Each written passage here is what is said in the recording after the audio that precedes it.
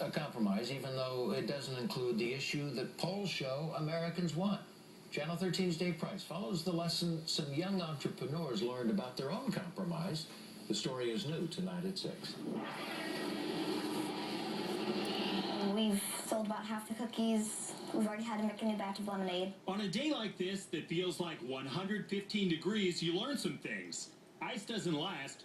Cookies can rebake. And even when you give up a summer swim to raise money for animals, you still have to learn to deal with rejection. But Noah, Ellie, James, and Jonah actually learned their lemonade lesson a few summers ago. Well, it took us a while, but we kind of argued back and forth. Instead of fighting over how to split the money this year, they compromised on the Animal Rescue League. You kind of just need to decide something in the middle that everyone agrees with. The grown-ups in Congress took a completely different approach. National polls showed that 2/3 of Americans want a balanced budget amendment, and 2/3 of Americans wanted a combination of spending cuts and tax increases for the rich. But Congress didn't do any of those things. Looking forward to see him at the state fair. Presidential candidate Rick Santorum's a former member of Congress and says the current group did compromise. Wrong.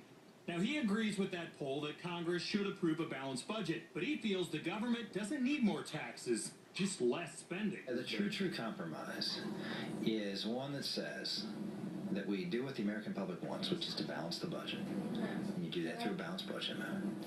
And then you have a discussion as to what size of government you want. As small as 50 cents. Here, the discussions on the size of relief by the glass. And as large as $1. For another satisfied customer. Thanks, guys. Have a good day. Satisfied in themselves that this year's compromise cools the heat of arguments past.